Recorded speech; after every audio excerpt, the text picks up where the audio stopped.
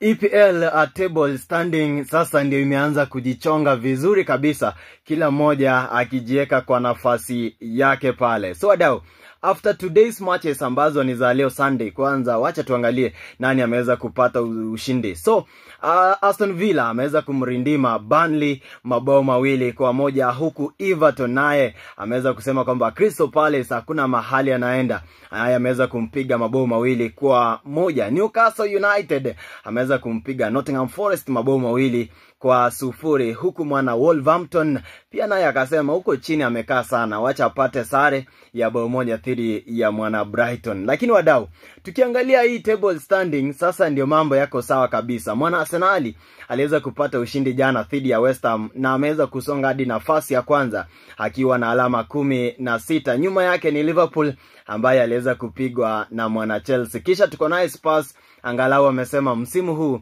yupo na atazidi kupambana. Lakini wadau, ni nani atakuwa top ya hii table ya EPL baada ya game week 8?